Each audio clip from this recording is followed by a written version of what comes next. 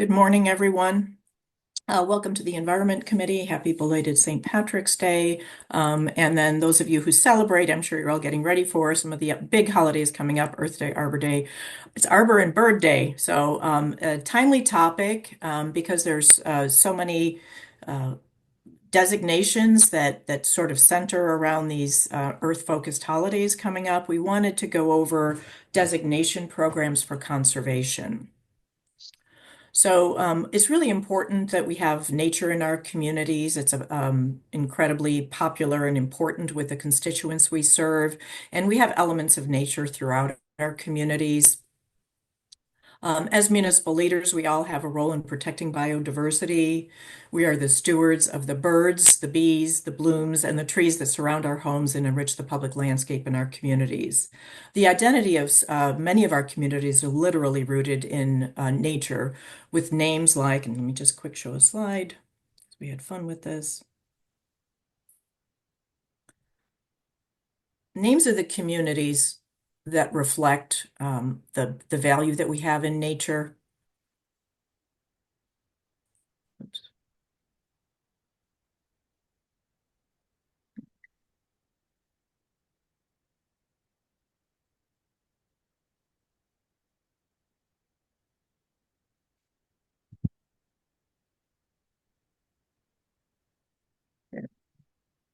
And I need to switch that for Yes. you. Yes. Okay. So this is strongly rooted in the identity of our communities, and this is either by the logo or the name of the community. I wasn't able to find as many related to birds and blooms, but we certainly do have a really strong tree identity in our community, and I think it reflects the value that we have for urban forests and for the urban conservation in our region.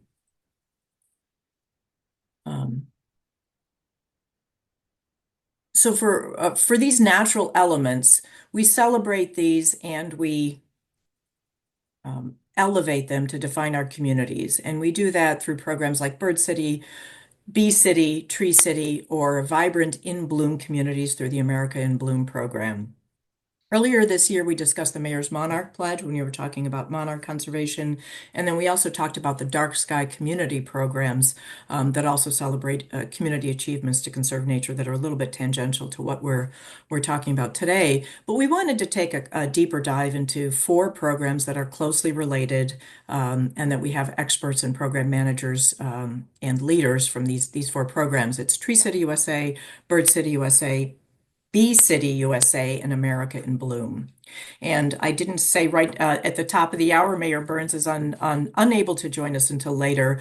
So I'm Edith Macker. I'm Environment Director for the Mayor's Caucus, filling in on the opening there. And I also wanted to give a little bit of an overview of the nature of the programs and how they relate to how we advance sustainability in the region.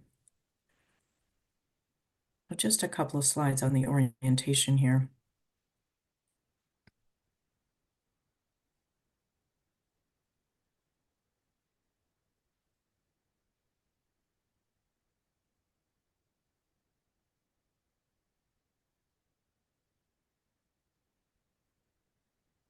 Okay. All right, so we're now back to the logo slide. Yes, looks good. And I just wanted to talk about how these programs are similar and how they really work with the unique strengths and authorities we have in local government. So when we put the Climate Action Plan for the Chicago Metro region together, we really characterized the way municipalities can lead, and I have the title slide here, lead in conservation, but this is really the role in sustainability in general. So we have the ability to lead by doing, to encourage others to take actions, in this case related to conservation, and also to enact codes and policies that are supportive of conservation. And the framework for the Greenest Region Compact is really sort of draws from these types of programs that we're talking about today. We have the goals of the Greenest Region Compact, which are specific. In this case, this is the land conservation area of the Greenest Region Compact, and our goal is to sustain a robust urban forest canopy. But the actions or objectives that we have in there, we actually build right onto existing programs. So most of the programs that we're highlighting here today are mentioned in the Greenest Region Compact because those programs have a really robust framework, talented staff, programs, resources behind them, and they're rooted in science. So the idea of dovetailing with these programs is really built on the Greenest Region Compact, which goes back to 2014.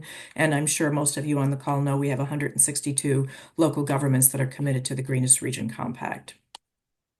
So the overview of the frameworks for designation is just to start off, is there are inputs that are required from local government, and these have to do with the leadership that I talked about, the lead and enact, and then the encourage as well. So public commitment, that's the leadership. Most of the programs we're talking about, not all of them require a public pledge, some of them very public. Some of them, like the Mayor's Monarch Pledge, Stop It Pledge, they just say we're going to do this and it's a mayor's commitment. Others require action of the village board or city council. And then a program usually require a pledge, a commitment, something to be passed by the village board. American Bloom does have a small upfront fee that they also look for a commitment and provide some very high level, talented evaluation and assistance for that. All of the programs have a pathway or a checklist, and then measure your progress towards these conservation objectives or these designations. And those can be simple, a handful. Sometimes there's a choice of things. Sometimes there's core programs like in Tree City USA, there's 4 objectives that you must meet. And then others have graduated achievements. So Tree City USA also has advanced levels for those communities that have been in a long time, as does America in Bloom. All of the programs have degrees of public engagement, whether that is to create a brand new commission, to uh, use a commission for authorities and approvals, or to host public events, and those tend to be very popular and very profound. When we did the Greenest Region Compact, we found in the analysis that there was a really strong role for local governments to really leverage the voice and the relationships that they have with their constituents to move them on action. And then public policy, most of them do ask for a commitment, either in terms of spending or codes and policies. So again, that feeds into all of those 3 major levers that we have to lead, encourage, and enact. And what the programs then give a municipality are some really strategic actions. So they tend to all prioritize what is most important to achieve that conservation objective.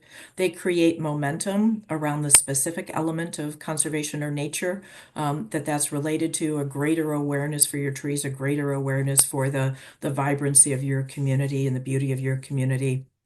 It provides public recognition, both locally within the municipality, celebrations for achieving the designations, and then also recognition that is then telegraphed both regionally, nationally. And in some cases globally, we can go back and demonstrate the type of commitment, and I'll show a map on that in a second here.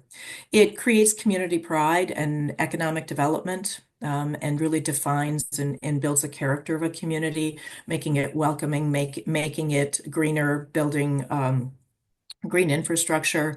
And then we're hoping to hear from some of our speakers today about the role that actions have really in terms of regional conservation that helps particularly with species when we get into pollinators and birds.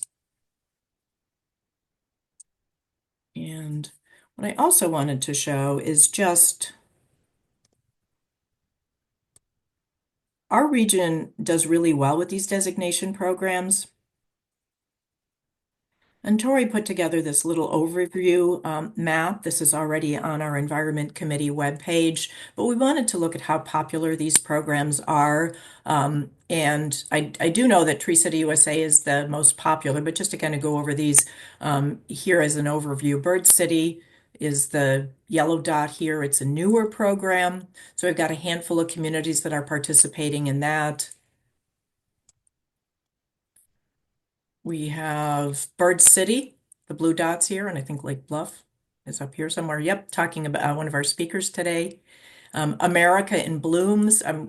This is a program that Pamela Newton will be talking about. We've got a good number of communities participating in that. We have some communities, the ones with the black stars are Those that have all three, and let me get to Tree City. Tree City USA is just the big dog on the playground. Not only is that the most popular designation program we have in our region, it is a very mature program. Illinois is, if not number one, Illinois leads in the globally, I mean, sorry, nationally for the number of Tree City USA designations. So we're fortunate to have speakers from all of these programs here today. And we have some questions at the end about the folks on the call today that are participating in these programs and which ones you might want to participate in as you hear from our speakers. Okay, so let me turn that over now to our first speaker, who is Mike Brunk. He's Urban Community Forestry Program Administrator from Illinois Department of Natural Resources, or IDNR. Mike is an old friend. He manages the Urban Community Forestry Program for Illinois. This program provides funding, expertise, and other resources so cities and towns can keep their forests healthy. He also helps communities seeking Tree City USA designation program, which is offered by the Arbor Day Foundation. All yours, Mike. Are you all seeing my Tree City USA slide? Yes. We're all keyed up. Okay, thank you, Edith. And good morning, everyone. Let me slide the little view guys out of the way here.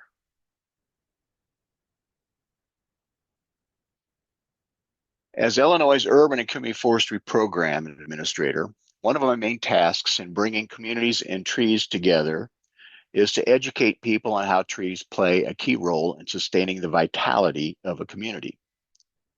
Our program goal is to maintain and preserve urban and community forests across the state, and I work with the U.S. Forest Service to enhance program funding and with numerous nonprofit organizations to enhance the state's community outreach ability.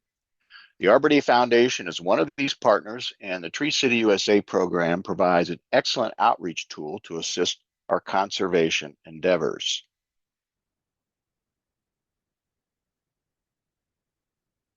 I can't seem to get my little icons out of the way. Okay.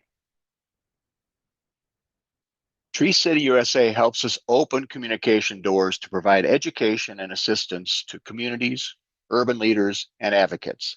So we can impress that trees are a key component of a healthy, vibrant community, and we today are responsible for what our urban forests will become tomorrow.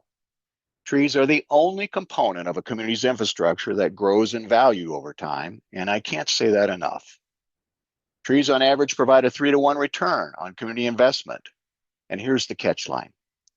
Trees attract people. People attract business. Both provide needed tax dollars to a community, which in turn support police, fire, and infrastructure maintenance. That's right. Trees enliven a community tax base. It's true and proven. Trees also provide vast ecological benefits to a community in the form of energy conservation, natural habitat, human health, and cost savings. Urban forests' economic and ecological benefits, eco-benefits as we call them, are great in value. And we strive to keep these values in the forefront of community leaders with the overall goal of prioritizing community forests and green space. More than 49 years ago, the U.S. State Forest Service, the National Association of State Foresters, and the Arbor Day Foundation joined forces to launch Tree City USA. Their goal was to promote better management and health of state, urban, and community forests through celebration and recognition. The Forest Service provides financial assistance and technical advice. State foresters provide local assistance as well as serving as promoters, certifiers, and coordinators in each state. And the foundation provides educational materials and management of the Tree City USA program. The overarching goal of this green team was and is achieving sustainable urban canopy. In its 49 years of operation, the Tree City USA program has become the backbone of urban forestry in communities as small as Stewart, Illinois, having a population of 224, and as large as the city of Chicago with a population of 2.6 million. By becoming a Tree City USA recognized community, you receive access to tangible benefits like networking opportunities, a variety of resources, and one-of-a-kind recognition materials. Also, Illinois communities receive access to technical assistance to help inform and educate city staff, community workers, and volunteers.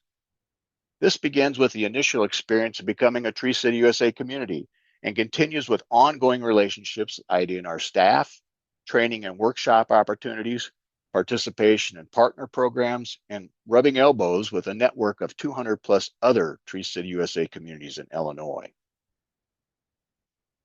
We all know the importance of our community image. How many people would want to buy a home in a subdivision called Asphalt Acres? Or who wants to live in Concrete City? The Tree City USA sign tells visitors here is a community that cares about its environment. It indicates that quality of life may be better in this community.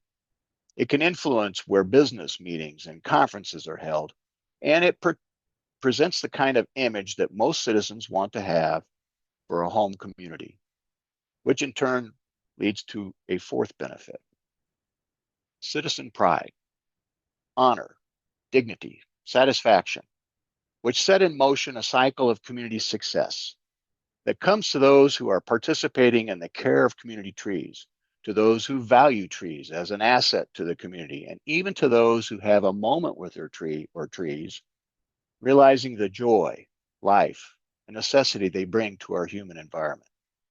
These feelings of satisfaction set in motion a cycle of community achievement and success. And this cycle results in a stronger community, better care of trees on public and private property, and a willingness for the community to volunteer and stay connected.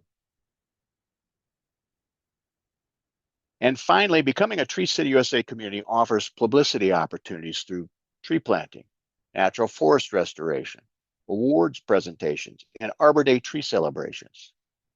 This enables large numbers of community residents to be educated about public forest management, but also, and maybe more importantly, about their role in community tree planting, care, and preservation. After all, the majority of our urban forests are privately owned.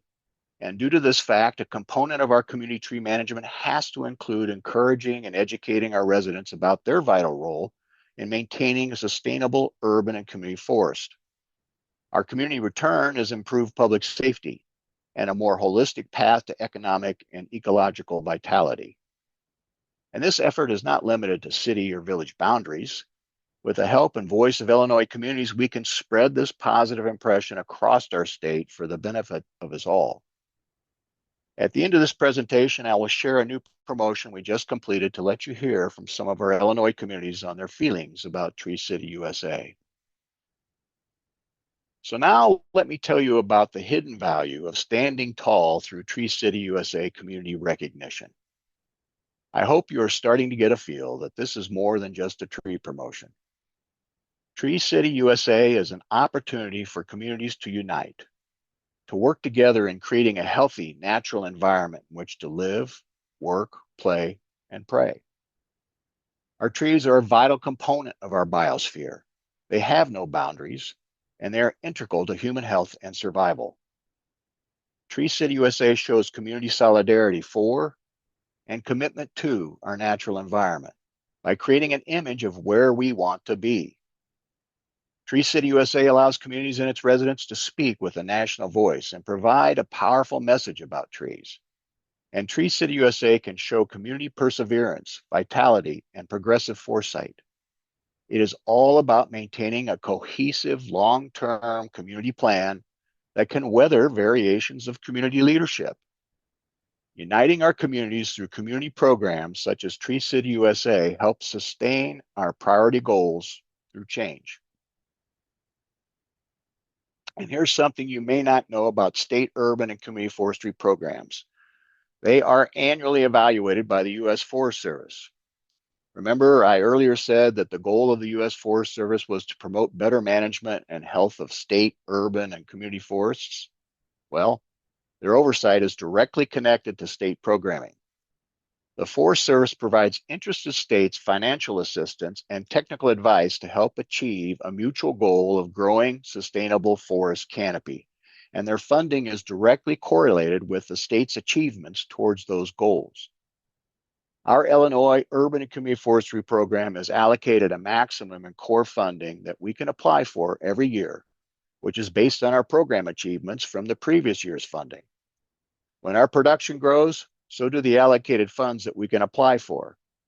And due to the fine work of our partners and communities, Illinois has been able to grow our core funding 4 out of the 5 previous years.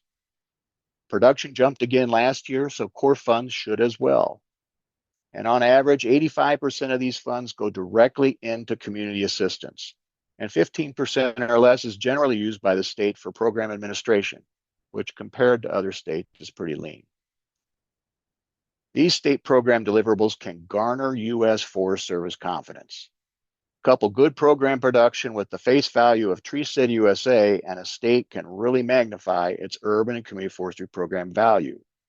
In other words, we can leverage Illinois Tree City USA accomplishments for gaining a competitive edge for acquiring federal grant dollars.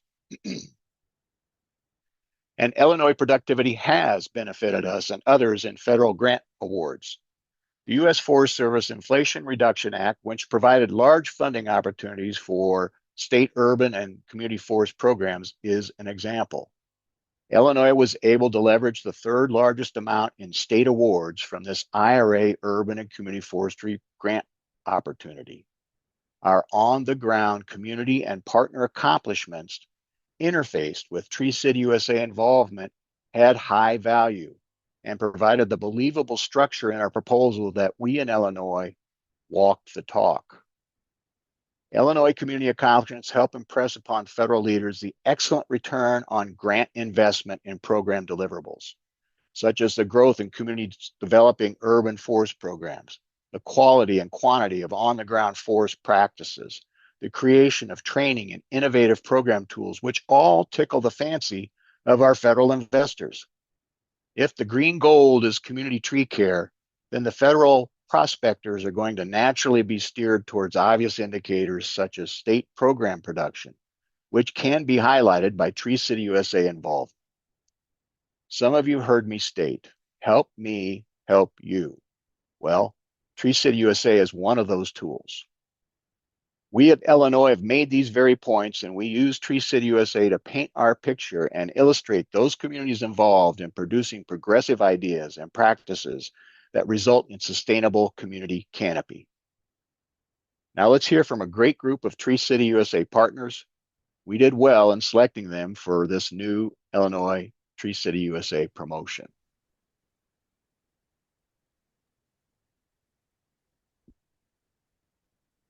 I'll just share the video. One moment. There are a lot of reasons Tree City USA communities are popping up all over Illinois.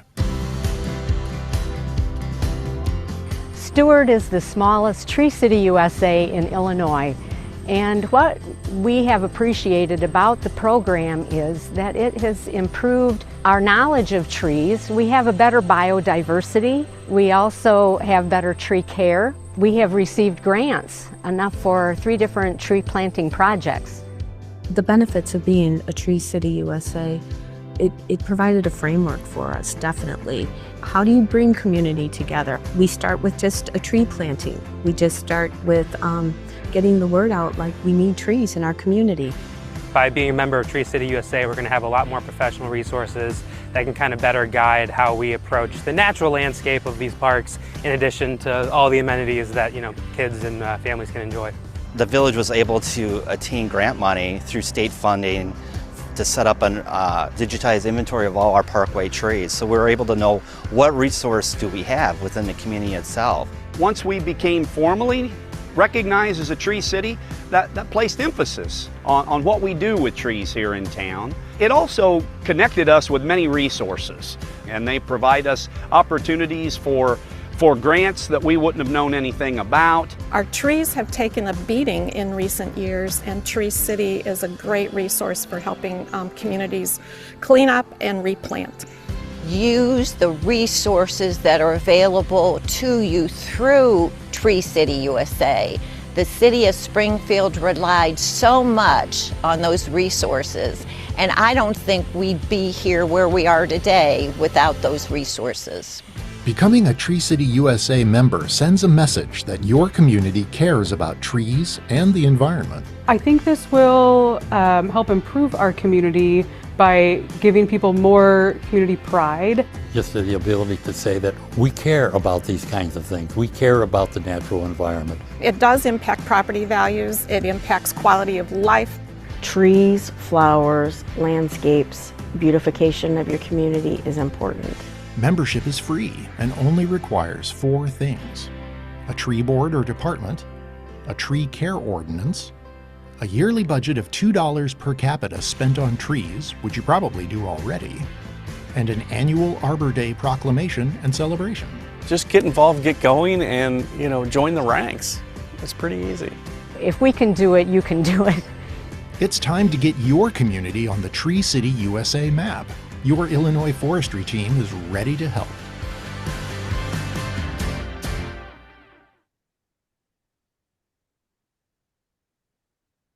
Excellent video, Mike. Thank you. Terrific Great bunch of presentation. people. Any immediate questions for Mike? Feel free to put them in the chat. We'll have a little time for dialogue at the end too. Thank you. And we also will want to hear those of you that are already Tree City USA. So thank you for that, Mike. Actually, quick question there about other institutions, if you see that in the chat. So I know we have a tree campus. Go ahead. I was going to say larger communities like counties and county level forest preserves also participate. We have been talking with the Arbor Day Foundation with our interest in that for a couple years now. And so that dialogue is open. And Tree City USA is an ever-changing program that looks to maintain pace with today's world. So I think they're open to those kinds of things, and hopefully we'll see that down the road. Thank you. So next up, we're going to talk about bird stewardship. And this presentation will be really interesting because it will take an emphasis on the sort of the science benefits or the conservation benefits of being involved in bird stewardship here through programs like Bird City. So our first speaker is Doug Stotz, excuse me, an ornithologist who received his PhD at the University of Chicago in 1991. He has worked at the Field Museum for 30 years, where he is currently senior conservation ecologist at the museum's Keller Science Action Center. Doug, go ahead and we'll introduce Clara next, so when you're done.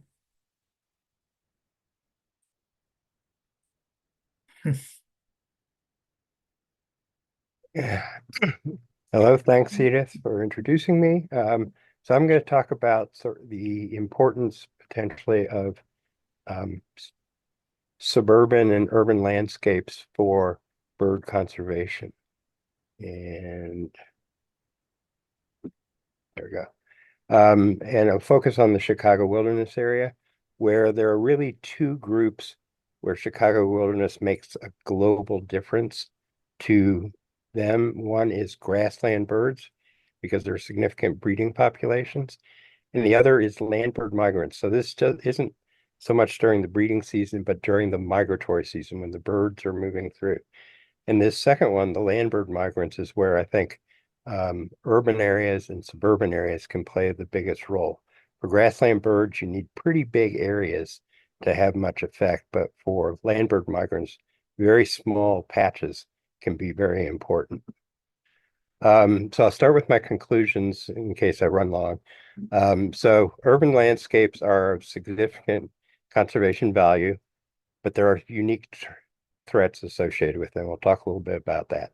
Spring is the most crucial period to consider for migratory bird migration. The most important habitat is oak woodlands, but suburban and urban green space is very important. If being green in many ways is more important than being a specific species. And not all migrants are of equal conservation concern. Some of them are common, widespread, not showing declines, but there are species where the Chicago region is important to their long-term survival. Okay, in Illinois, we have about 280 species of birds that migrate annually through Chicago. About 160 of them are land birds, which is what I'll focus on. It's been estimated 20 to 30 million individual birds use the Chicago area. There are about twice as many birds in the fall as there are in spring because of the breeding that happens during the summer. And the big groups of migrants are warblers, sparrows, flycatchers, and then a whole riot of other things.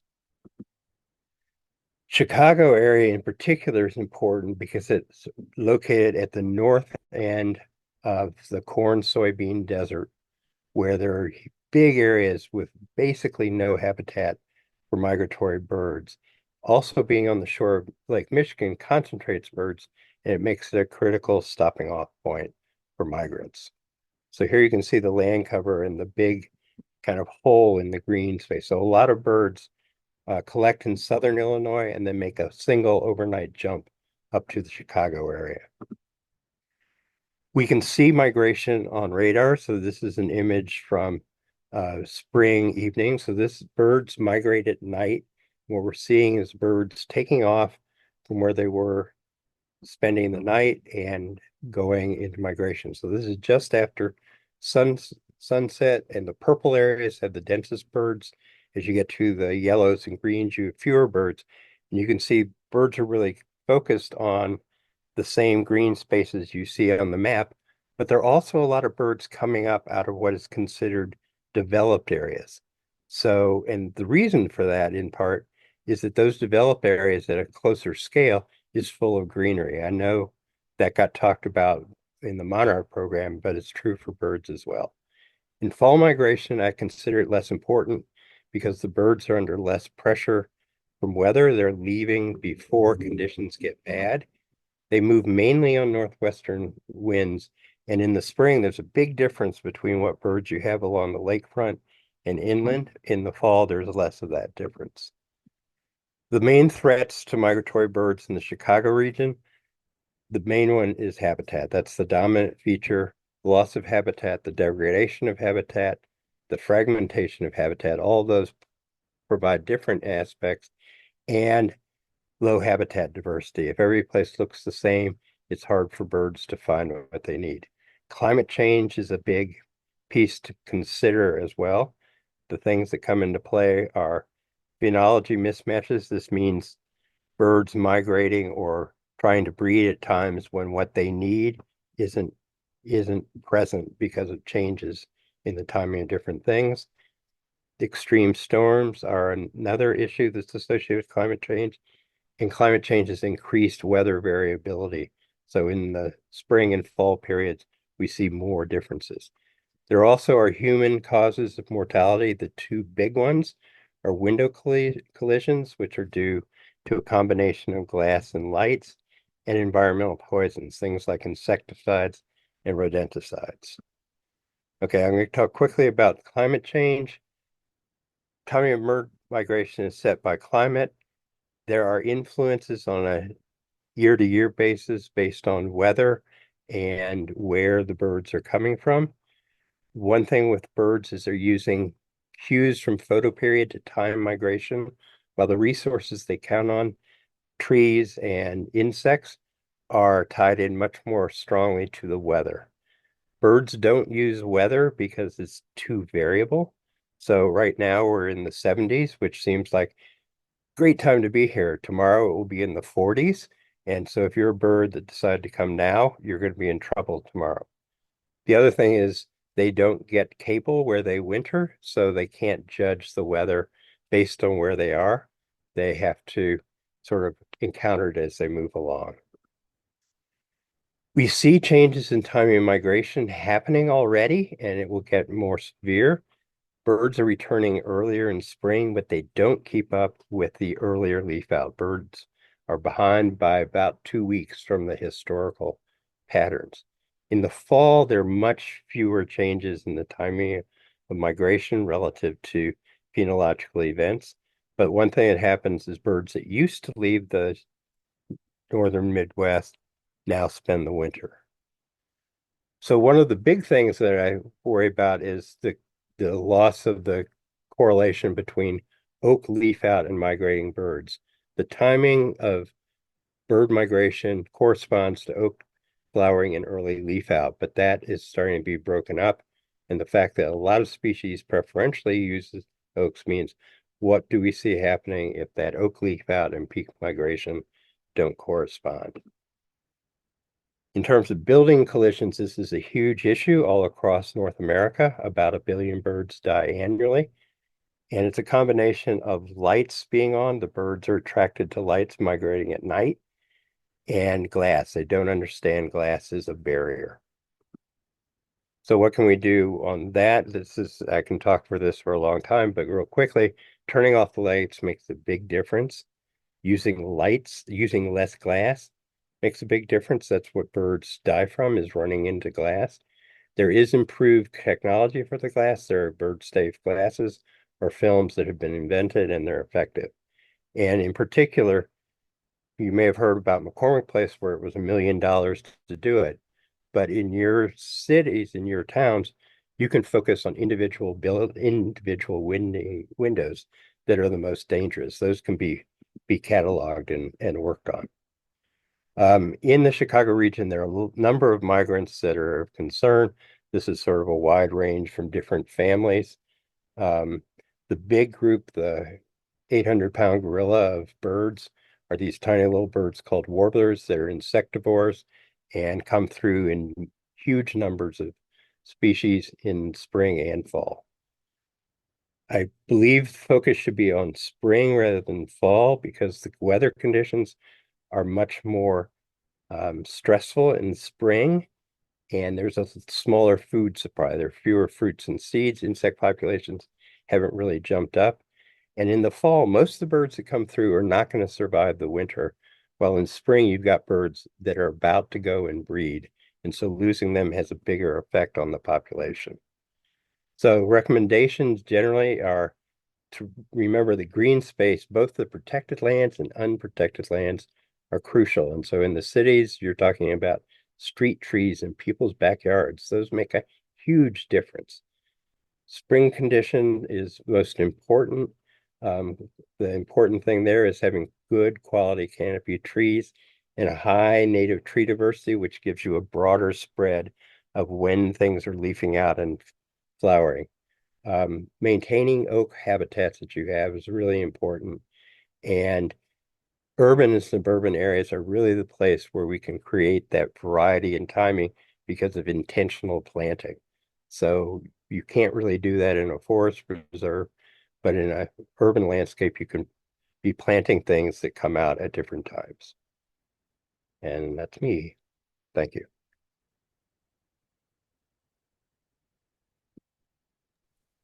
Excellent, Doug. Thank you so much. Lots of questions come to mind, but we're going to keep chugging through. If anyone has questions, put them in the chat and we will take them as we have time for them. We've got a village of Lake Bluff, pardon me, that is Bird City, Illinois, and they've been a leader in this program. This Bird City really complements what Doug is talking about in terms of the science. It's a very thoughtful program, and the village of Lake Bluff has a neat story about why they got involved. And here to tell us that story is Clara Gable, who's the assistant to the village manager at the village of Lake Bluff. She graduated from Hofstra University with a triple major before earning a master's in public administration from University of Illinois. So Clara, if you would, tell us about your Bird City, Illinois journey.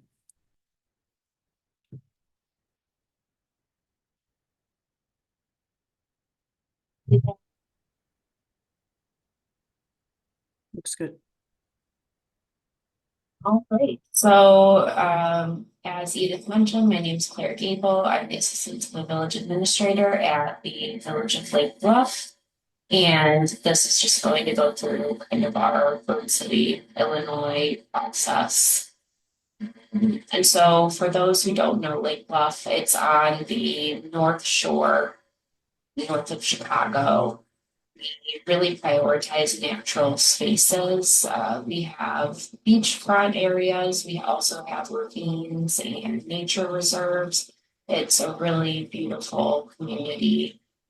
We have a sustainability and community enhancement ad hoc committee. It's our SEC, and I'll refer to them a little bit more throughout this PowerPoint. And then the last note is that we have really high engagement from our village residents. And that's really how we got involved with the Bird City, Illinois designation process. So our timeline, this is just an example of what it could be. I do think that it could probably be pared down a little bit, but we are a small community with a small staff as well. And so this is something that required putting together the application, bringing it to our SEC, but really it all started, as I mentioned, with residents approaching the village to consider doing more to protect bird populations. Our village president declared May 13th, 2023 as World Migratory Bird Day. We also invited the president of the Lake County Audubon Society to present to our FCC. And that's really where we learned about the Bird City, Illinois application. And he urged us to participate in it. Our FCC was really excited about it. So as I mentioned, staff put together the application with assistance from community partners at the FCC as well, and submitted for Bird City, Illinois, which we received in spring of 2024. And just a quick little brag on that, we got 29 criteria, which I believe they said was the most that any community had gotten. So with that, I just want to kind of run through the process and some things that we used. And if you're considering applying for this, that it might kind of make you think, oh, hey, we do something like that we could use in something like that. So there's 3 different groups of criteria that you need to meet. The first one is habitat. There's also threats to birds, and then education and engagement. There's multiple criteria in all of those that you can choose from. So the first one being habitat. I don't want to read through all of these, but basically we talked about our comprehensive land use plan that we're currently updating, which has an entire chapter dedicated to environmental protection. We went into a little bit of detail on that and specifically talked about how it encouraged habitats and habitat restoration. And we're a Tree City municipality. We have a community partner called the BOLA. They're our Open Lands Association, and they preserve 225 acres of natural areas. So that was something that we were able to use in our application. And just to note with that is something to keep in mind with this application is it's for the community. So it's not just village or city specific efforts. It's efforts that anyone in your community is doing. So school districts, park districts, as I mentioned later in this, the library promotes No Mow May and has programming around that. So that got us some points. We have a native garden at one of our parks. Another interesting one just to point out, we actually have a resident that is in a bluebird monitoring group. So we were able to present that report and receive a point for that as well. So if you are looking to do this application, there's an array of different ways that you can meet the different criteria. And so that's the first section. The second one, as I mentioned, is threats to birds. So we require dogs to be under restraint on private property and to be leashed on park district property. If you have a cats indoor program or something like that, I know that would get you points for this section as well. We don't quite have that, so that wasn't something that we were able to put. Our elementary school was designated LEED Silver certified. And so that's something we put in our application. We're working on a draft light pollution ordinance. We use sustainable mosquito control services. We have village communications that encourage residents to turn off lights for migratory birds. So we were able to show our history of that as well for the application. And one of our local schools hosts an Earth Day trash cleanup. So we also repeated a few things throughout our application. So I just wanted to give sort of the new items in each of these sections. And then education and engagement. So this section is the only one that has required things that you have to do. So your community does have to have a proclamation every year for World Migratory Bird Day. You also need to host a World Migratory Bird Day event. And you would need to pass a Bird City, Illinois resolution. And that is just like a one-time thing to start, but those are requirements for the program. Additionally, related to education and engagement, the village promotes educational opportunities through a weekly e-newsletter, as well as our printed newsletters and our website on different sustainability related topics. We've worked with the Lake County Forest Preserve on a master plan for our Oriole Grove Preserve.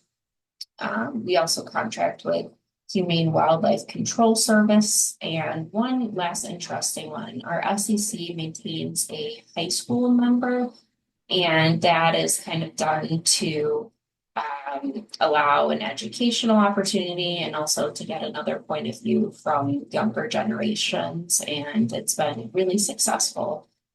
So that was something that we also received a point for in the education category. And then just a few other items. The village enacted a sustainability plan in 2019 that was brought up in our application. We're also, we have a seasonal gas powered blower ban. A lot of the North Shore communities have this. Ours currently is from May 15th to September 30th, and we're looking at expanding that to possibly an 8 or 9 month ban. And then the last item is that we're part of the NSCAC to provide residents access to community solar subscriptions. So that was another thing that we talked about in our discussion. And so my last slide, I just wanted to go over some sort of tips and tricks for the application process if you are looking at doing it in your community. The first would be to engage with residents and partners. Again, our residents were really the ones that were pushing this, and we're really excited about it and got our FCC excited about it as well. And as I mentioned, through the application process, you can definitely add in things that your community partners are doing. So it's great to have those methods of communication open. I know I learned a lot of different things about what our community partners are doing that I didn't know before. So that's definitely a good thing to do, to reach out to them if you're interested in pursuing this. I'd also say provide as many items as you can in your application. I know there were certain things that we had put that they had reached back out to us with questions on, and there were a few that maybe didn't end up counting. So I think providing as many as you can is probably your best bet for the resolution. And then keep an eye out for the World Migratory Bird Day theme each year. It comes out typically at the beginning of the year. This year is focused on habitats. Last year I know was focused on insects. And so with that, you have to have a World Migratory Bird Day event. I think it's typically going to be around May because that's when World Migratory Bird Day is. And so just kind of planning that. I know with municipalities, sometimes we're stretched thin or time gets away from us. So having that set up, possibly even as a recurring event, is probably a really good idea. This is something we're still working on Lake Bluff. Last year we had a speaker come in and talk about insects and how they relate to birds. And this year we're thinking a bird walk. So we're still kind of trying to figure out how to possibly do that. But it has to be a bird event. It can't be an event where a bird topic is added on to. So there are some specifics. With that, that's my presentation. If anybody has any questions. Thank you, Clara. Very proud to see particularly your location on the lakefront and how tiny you are. I think you did great in getting that and engaging the residents. So congratulations there. Any questions, go ahead and put them in the chat and we'll take them at the end as we can. Very closely related to that is Bee City USA. And with us to talk about that program is Matthew Shepard, who is the Director of Outreach and Education for the Xerces Society for Invertebrate Conservation. He's worked there for 25 years. His conservation career, 35 years of that, so a few years before the Xerces Society, began in England and took him to Kenya before he arrived in the United States. So we're expecting a fun accent here. And Matt came to Chicago last year to see the cicada emergence and also chose to visit family while he was in the area, sort of in that order. So welcome, Matt. Thank you for being here.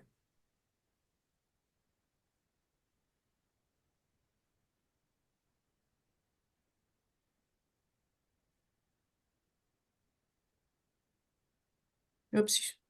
Yeah, it looks like you're muted right now, Matthew.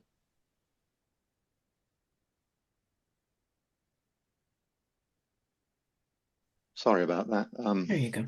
I've been very carefully not making noise for all this time, and then when you need noise, I failed. But yeah, anyway, so yeah, thank you so much for inviting me to join you today. Yeah, as you heard, I work for the Xerces Society, and we are the organization that now runs the Bee City USA program. Bee City USA was founded in 2012 as an independent nonprofit by Phyllis Stiles in North Carolina, and she launched it in response to the extensive evidence of the collapsing pollinator populations. She also, a couple of years later, created the sister program, Bee Campus USA, which is intended for college campuses. And then Xerces took it over in 2018 because Phil was needing to retire. And so she came to us and said, would we adopt the program? And we said, yes, of course. There are more than 430 communities now across the USA, including 47 states, DC and Puerto Rico, and we have 11 affiliates in Illinois, with 4 cities and 3 campuses in the Chicago area. Like all these other programs you've been hearing about, Tree City, Bird City, etc., we bring benefits, we bring advice, we bring support, materials, networking, opportunities, etc., etc. And one of the great things about pollinators is that they're such a foundational building block to everything else that supports wildlife, including trees, etc. Now, probably the first pollinator that you think of may well be the honeybee, or more correctly, the European or the Western honeybee. It's an incredibly cool, fascinating animal. It's incredibly important for agriculture. It's an incredibly unusual bee as well, with large colony, the queen and cast, honeycomb, honey, etc., etc. And honeybees are also not native to this continent, and it was brought here by colonists because it is such a valuable animal to have around.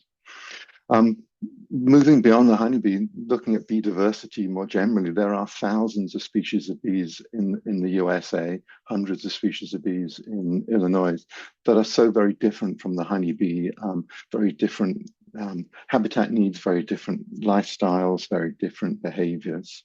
To look at some of the numbers, more than 3,600 species of bees in the United States, between 400 and 500 in the state of Illinois.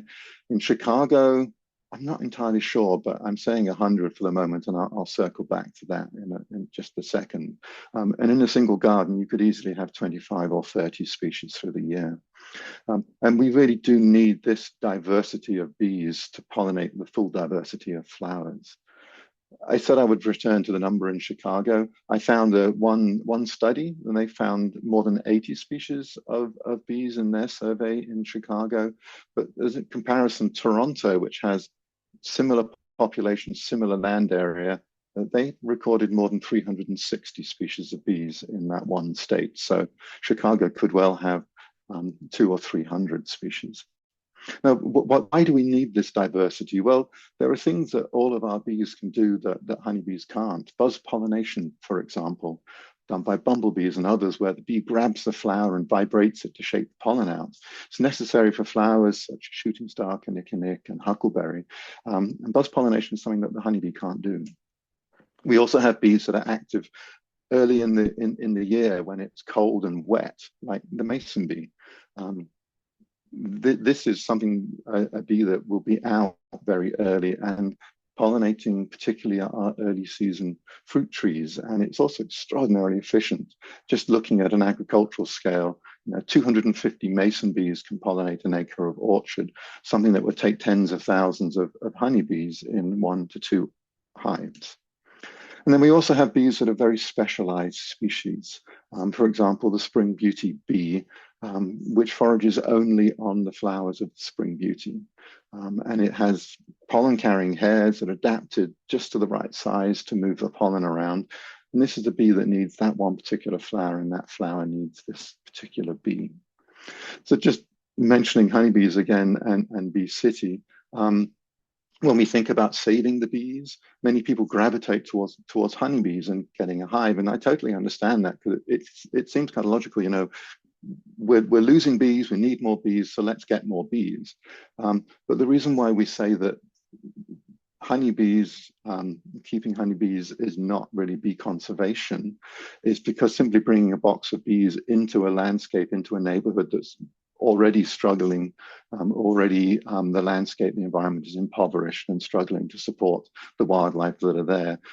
Just bringing in more mouths to feed, one, creates direct competition with our native bees for the nectar and pollen, also can spread diseases to our native bees.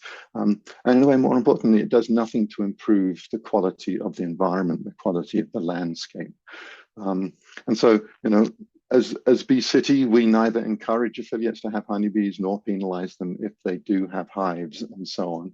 We also recognize that towns and cities are heavily disturbed environments with already many non-native or invasive species, and honeybees are also a real gateway to pollinator conservation. And so to save the bees as such, we really need to focus on habitats, and this is where bee conservation and where Bee City, Bee Campus really come in. Our focus is on providing the habitat that is needed to support the entire life cycle of bees, and that means nest sites, flowers, and a pesticide-free environment. But first, what is that life cycle? The basic life cycle of a bee is the same as a butterfly. You have an egg, a larva, a pupa, and an adult. And it takes about a year to complete this entire cycle. And most of that happens inside the nest. We also have to underscore that the great majority of native bees are solitary. So one female is making her own nest. She'll be alive for a few weeks, 3, 4, 5 weeks maybe. As an adult, she'll make the brood cells, she'll do the foraging to supply the brood cell with the nectar and pollen, she'll lay an egg and she seals that brood cell. And that's, for most bees, that's the last time she'll ever have contact with her offspring. The egg hatches, the larvae feeds in the cell, becomes a pupa, and it remains dormant for the rest of the year and emerges the following year. So making sure we have these nest sites, around 70% of bees nest in the ground. They just dig a narrow tunnel with a few brood cells off it. And depending on the species, those nests could go down a few inches, it could go down a foot, it could go down 2 feet or more. Another 30% of our bees nest in hollow stems or tunnels in dead trees and snags and so on. With these, they divide those tunnels up into a series of brood cells using bits of leaf or bits of mud and so on. And for all of these, the really important thing is that they have these nest sites and they're stable for a year so that the bees can complete their development within inside that nest. We also have bumblebees, and bumblebees are really the major social species of bees that are native to this country. In Illinois, there are about 50 species. Sorry, in the United States, there's about 50 species of bumblebees, and in Illinois, about a dozen. And these do live as a small colony, but it's an annual colony. So the females hibernate, emerge in the late winter, early spring, find a place to create a new nest, a new colony, which is often in old chipmunk or mouse nest.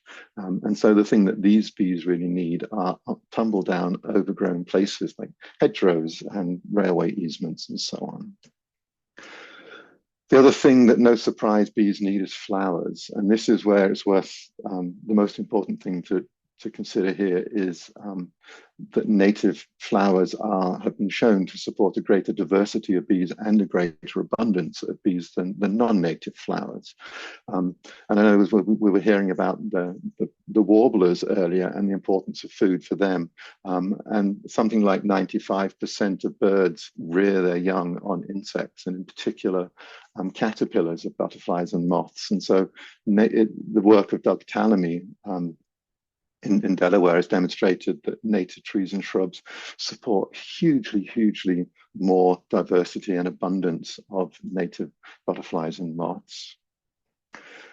And then the last element that Bee City focuses on for habitat is the key issue of insecticides. And often when people are developing habitat, they're not thinking about insecticides, but you can create this most beautiful flower-rich habitat that has all the physical elements that wildlife can need. But if it's been treated with insecticides, if it's contaminated, then it's essentially toxic to our pollinators.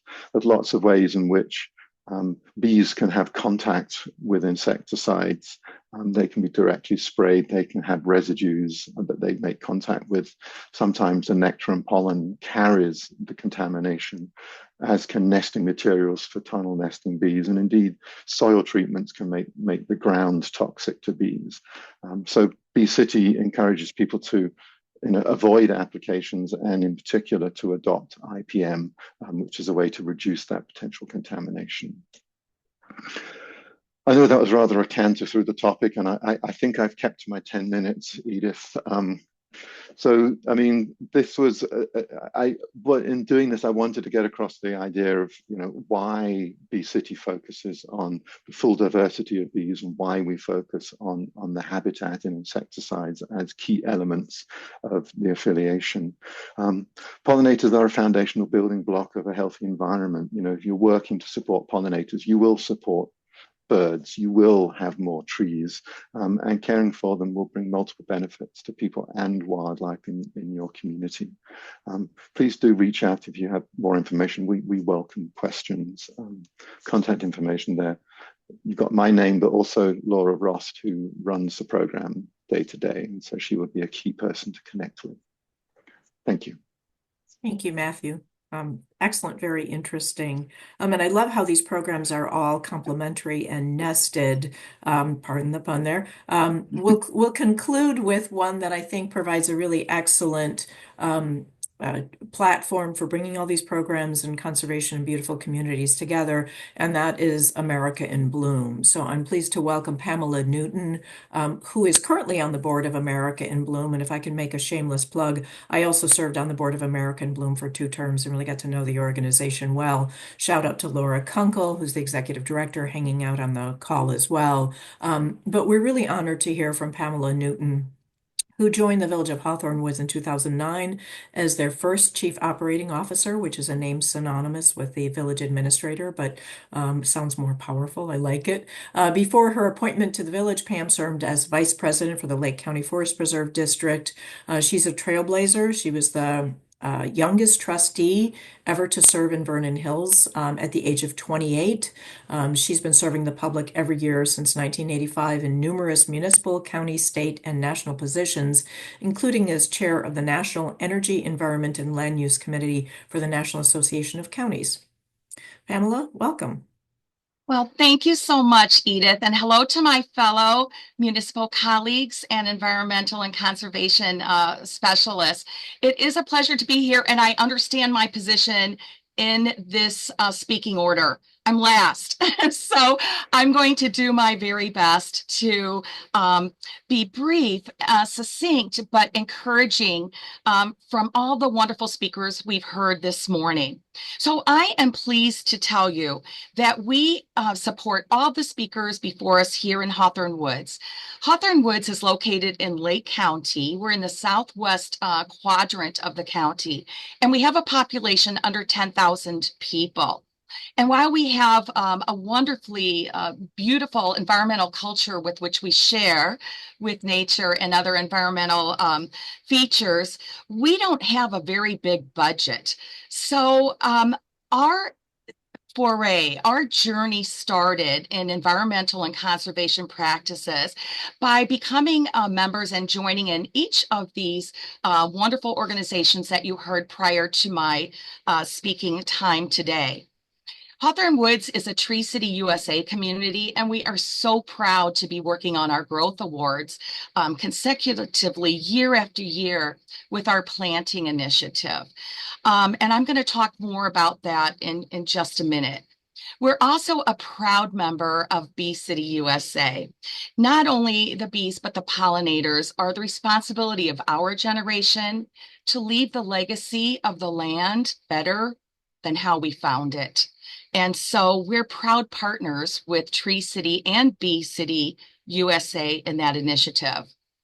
Of course, as Edith had mentioned at the beginning of this seminar, we're part of the Greenest Region coalition with the Metropolitan Mayor's Caucus, along with many other environmental contributions that Edith and her team so nobly champion.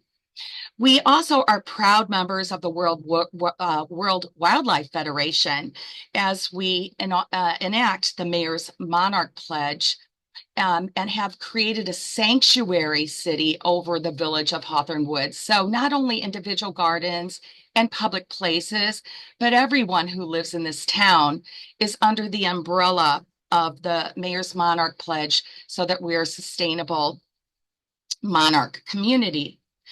And as some of our speakers previously have mentioned, the Illinois Dark Sky Association, IDA, is an important part of our environmental portfolio. We are the second dark skies community in the state of Illinois behind Homer Glen, who led the way for Illinois. We're the second, and they really helped us. It was a multi-year challenge, and I know you all heard about that last month.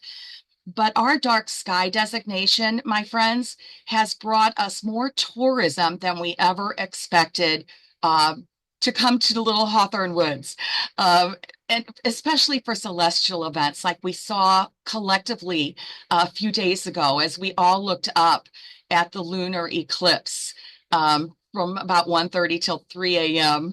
So I'm guilty as charged. I didn't get much sleep that night. And we've had quite a bit of tourism for the Northern Lights, so active right now as the coronal mass ejections are being sent this year with a heightened awareness from our wonderful sun. So as these CMEs are sent to Earth, Hawthorne Woods is a great place to watch the Northern Lights as the Aurora Borealis dances overhead because we are a dark sky community. Our lights go off or dim at 10 p.m. So adding to our portfolio and supporting our speakers before me, we're also part of Audubon International. So we are the first community in the state of Illinois to earn the Audubon International designation for the entire community. And yes, great job for those of you who have Audubon International golf courses. But we have an Audubon International Sustainable Community designation, and we're the first in Illinois to have earned that.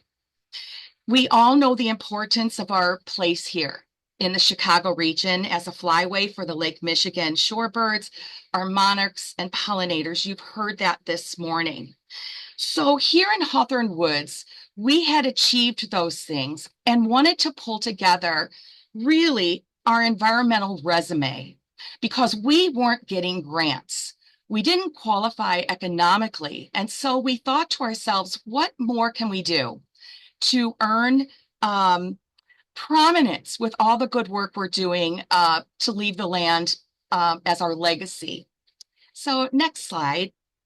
So what we decided to do was join this wonderful not-for-profit organization called America in Bloom. And we weren't the only ones. Edith showed the slide earlier, and I didn't actually get all the names. I'm going to take a look at that later, but a few came to mind since we've been involved with America in Bloom. Our colleagues here in the Chicagoland area, central and southern Illinois, knew about America in Bloom before we did. We've only been a member 6 years.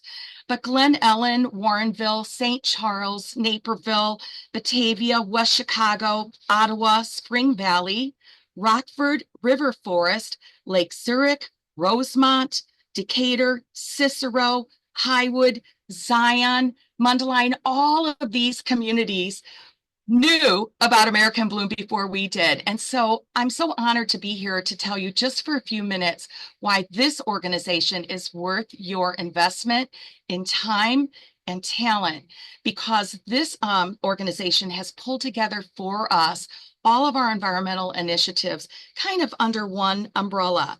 And since we joined America in Bloom, I'm very happy to tell you that Hawthorne Woods has been named by Governor Pritzker as the most environmental town in Illinois. We won that designation because we pulled together all of the speakers' initiatives you heard this morning under the umbrella of America in Bloom.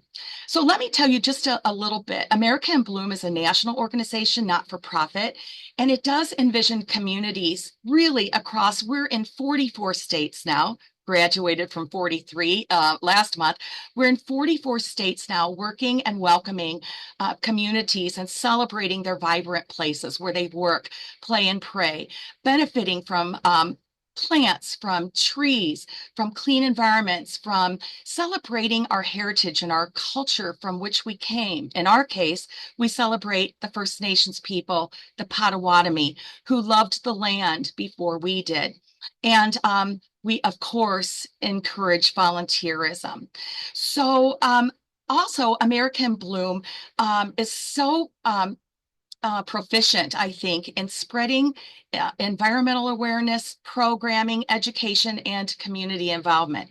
Our ROI, or our return on investment, in our nominal fee to become a member of America in Bloom has yielded us hundreds of thousands of dollars in grants. And I'm going to be more specific about that shortly. Let's go to the next slide, please. So America in Bloom really focuses on community engagement. And when we joined, we didn't think we were ready. We didn't have any money, you guys. We had no money at all in the budget. So we needed to find ways to improve our quality of life, citizen engagement, volunteerism, prominence, if you will, in the Chicago metro area. And we didn't have any money with which to do it.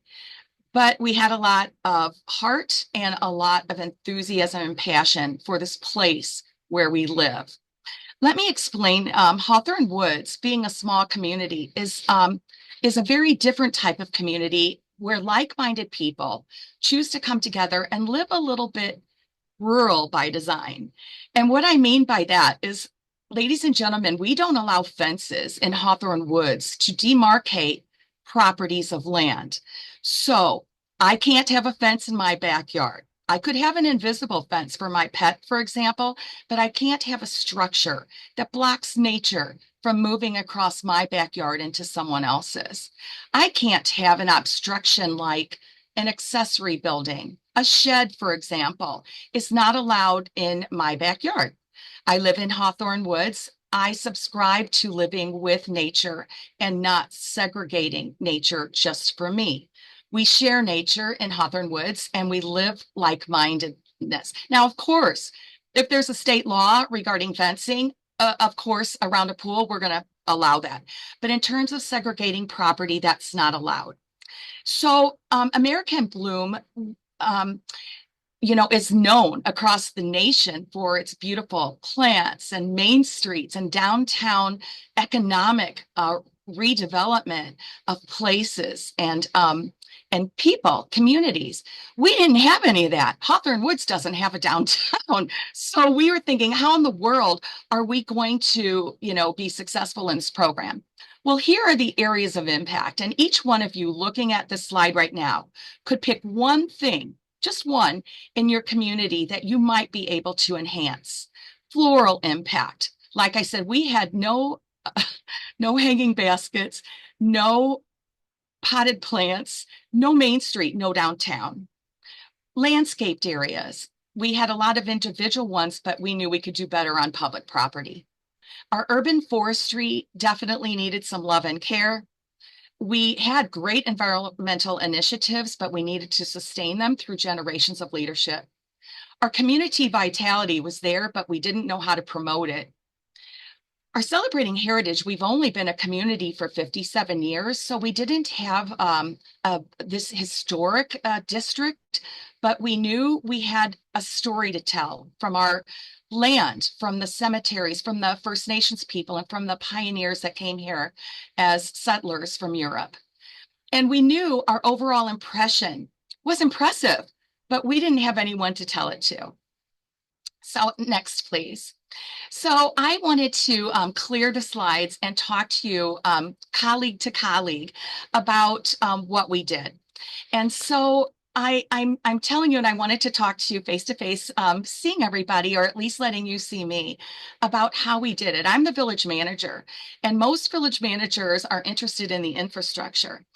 But I want to tell you one of the greatest things we learned from our participation in America in Bloom is that emotional infrastructure is what everybody's talking about in town. So when people move into town or come and see us, or they come to Village Hall, they're not saying, oh, I love your sidewalks, or your streets, you guys, are the best.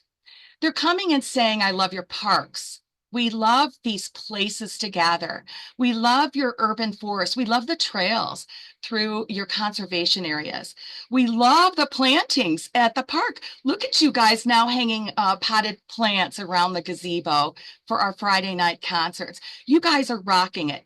That's what we hear. We hear that the emotional infrastructure is what people love about our town. They don't love the pothole program. Their cars might appreciate it. But when we hear why people love our town, they're usually talking about something aesthetic. So quickly, I'm going to just share 4 things that we did that drew national attention and, in fact, brought us to a championship for our community in the country with a population under 10,000. We won the America in Bloom Championship. And what we did is we just tackled those initiatives one at a time. Let me just start really quickly with urban forestry so I make our Tree City presenters happy. We had a goal. Let's go from 26% canopy to 32% canopy, and we'll give ourselves 10 years to do it. Because of America in Bloom, we received some grants from the CN Railway in partnership with America in Bloom. And we got tree grants and increased our canopy to 34% in 3 years, not 10, 3 years, because our return on investment with America in Bloom also came with grant opportunities. So I'm very proud. Tree City USA, you're going to love us for that. The Chicago Regional Trees Initiative through the Morton Arboretum were suppliers of those grants, and we thank you. All of you who have been hesitant to apply, please apply. So our urban forestry canopy just blossomed. What does that do? It attracts birds, butterflies, the wildlife, and people. It attracts people. We're the 5th fastest growing community in Lake County because we live among nature, not cutting it down. The second principle I wanted to talk about was increasing community vitality. We have gotten so many more volunteers, especially youth, and all of us in the environmental and conservation world need more volunteers. And we need the young people to step up and have the passion in their hearts like we do. So this has helped us. One initiative that came forth is we have a lot of rural barns in the area. We have people who love equestrian lifestyles, and we love people who want large lots. So we decided that we would do an art program with barn art, and we were able to add public art because of America's in Bloom's tenet to add art to the environment. I'm going to conclude really quickly. We won several awards for our aquatic center, which isn't a barn. It's very, very modern, but it was the coolest place for an overall impression. People come here for that now because we've added flowers to the concrete deck. Most pools don't have flowers and trees in their pool because it blows in the pool. We have them and we clean it out of the pool. And also improving the landscapes. We're a prairie and natural plantings type of community. We enhanced those with annuals, and we never used to do that. So our perennials and annuals cohabitate together. So I'm going to end my presentation with a four-letter word that begins with F. I'll whisper it. Don't be worried, Edith. Is free. The word is free. There are so many free benefits we get from America in Bloom, including webinars, educational support, best conservation ideas, and ideas sharing with all of our colleagues at our annual symposium. So thank you so much for giving me the time to talk about America in Bloom. We do have advisors that come to our community every year from America in Bloom, providing us with an evaluation report of what they see that we could do better or more enhanced for our community. So with that, I'll conclude by thanking Laura Kunkel, who is on this call. She's our executive director. Her contact information is on this slide here. For those of you just listening in, feel free to contact Edith and she will supply you with the phone number and the website. Thank you all for your attention, and I hope that you'll engage yourself with America in Bloom and learn more about it for your community. Thank you so much for this time. Thank you, Pamela. Really love the way that all came together, both at the end of the presentation, the way it's all come together in Hawthorne Woods. We do have a little time for the speakers to maybe closing thoughts, but we have some poll questions we wanted to get your opinion on. So just to those of you on the call, and Tori, you're launching those, right? Okay. So we did have the map up at the beginning, which Cheryl has on the website, but if you would tell us what programs you already have, just so we know who's here with us. So take a minute there and tell us who's already participating. And before you get too comfortable, if you haven't noticed, there are 2 questions in the poll. So scroll down to the ones that you might now like to get that you don't already have. Perhaps you've been thinking about it, or perhaps are inspired by the presentations here today.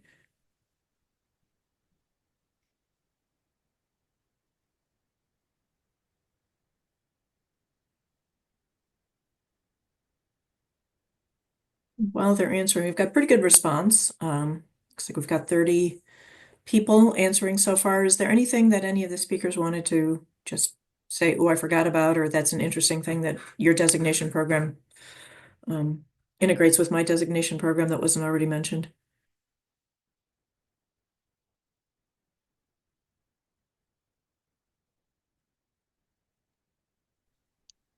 I'll just say it's all a part of our natural environment that we need.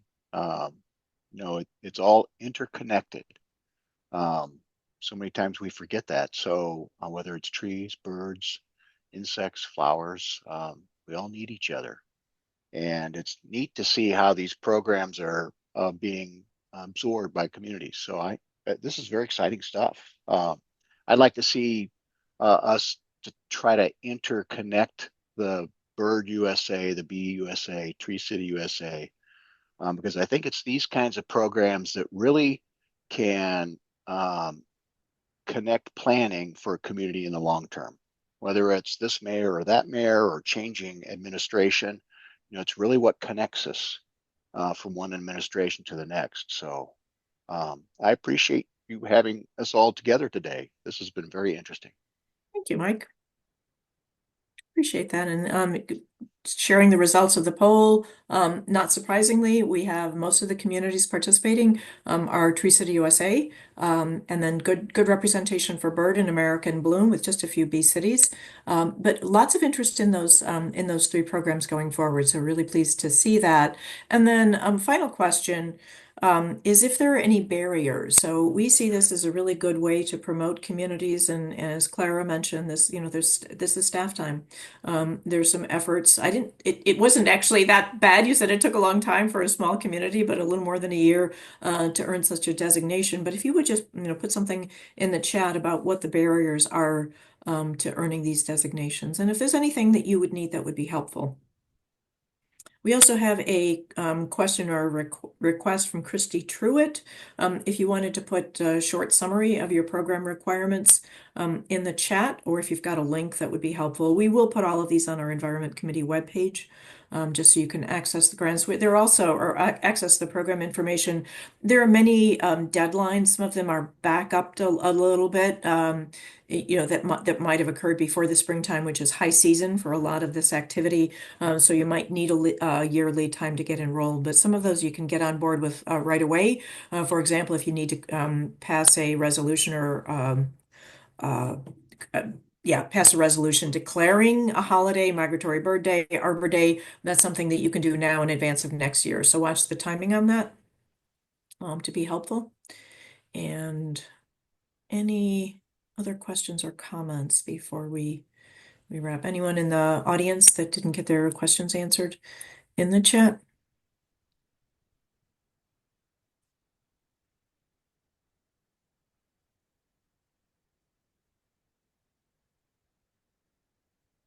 So I just do want to underscore the amazing expertise that is represented both by the speakers today and the who are managing these programs or championing these programs, and then just also recognize that your neighboring communities who have been through this before can also offer you some guidance and experience. And we also like to borrow each other's ideas, and you may be able to copy or borrow some of the unique programming that you've seen in other communities. So.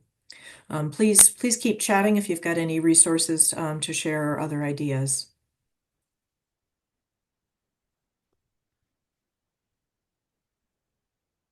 And with that, I think we can conclude right on time here. Just want to thank all of the speakers for participating and to all of the communities for joining us here today. Please, if you are, want to connect in the chat with others to learn more about their program participation, or if you have some really good experience, please feel free to do that as well.